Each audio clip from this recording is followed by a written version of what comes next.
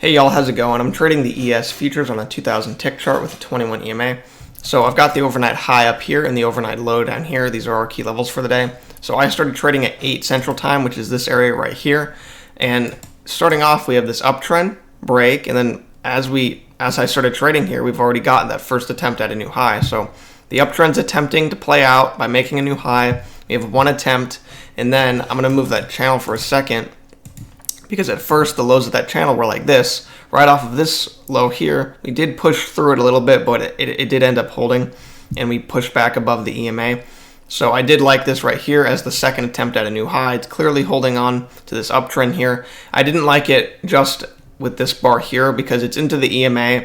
You still have that down measured move from these legs right here in play, so I would not want to enter into the EMA because then it could easily bounce off the EMA and reach the measured move down.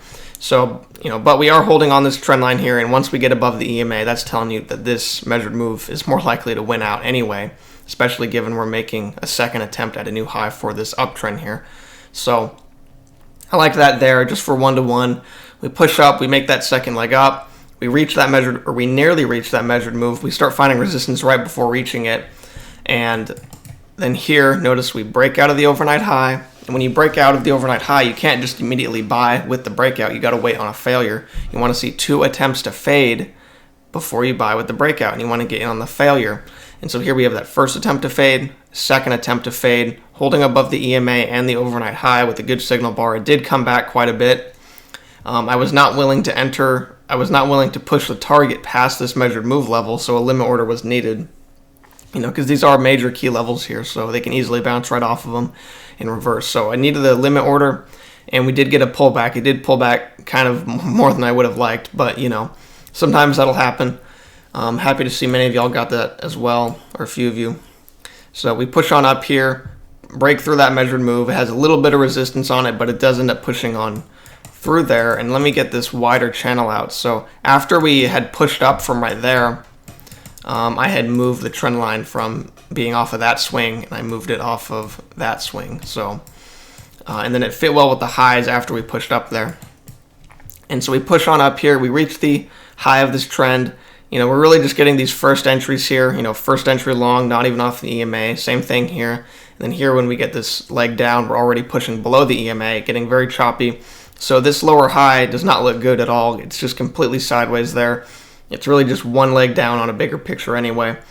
But you still can see that there's 2 attempts to fade there, but on a bigger picture, it's really just one leg down. And let me redraw this right here. So we had this channel. It's kind of like a break from this channel. So uptrend, break, expecting a new high while also being inside of this wider channel. So ideally, what would have happened was we get a 2-legged break from this channel here. So 2 legs back, retesting the overnight high around the area of this key entry point. That way we could enter off of this key entry point while expecting a new high for this uptrend, as well as a retest of the overnight high. But it does not quite set up like that at all. It just, after that first attempt, we push up, we get a very small failed second entry. You can kind of see it from here. We have first entry short, second entry short, failure.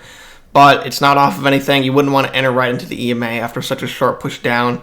And then, of course, you don't want to enter up here. It's going sideways at that point. So, unfortunately, there's just nothing to take there safely. And we continue up.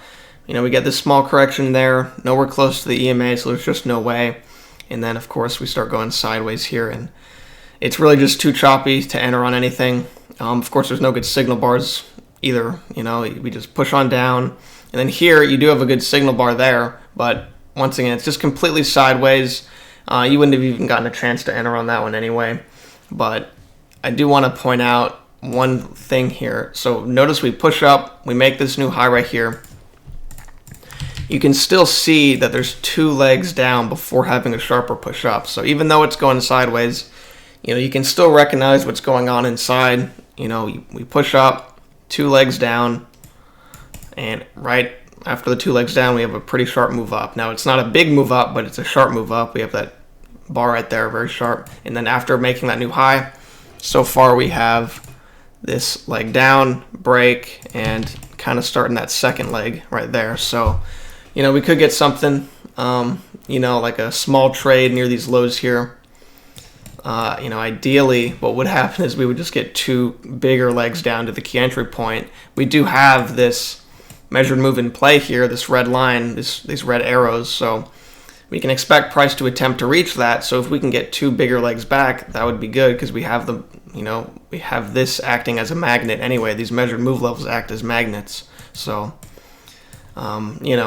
just getting a little bit slow near the end here, so that's why I made the video early. It was just getting way too slow. But anyway, that's going to do it for this video. Hope it helped out in some kind of way, and thanks for watching. I'll see you next time.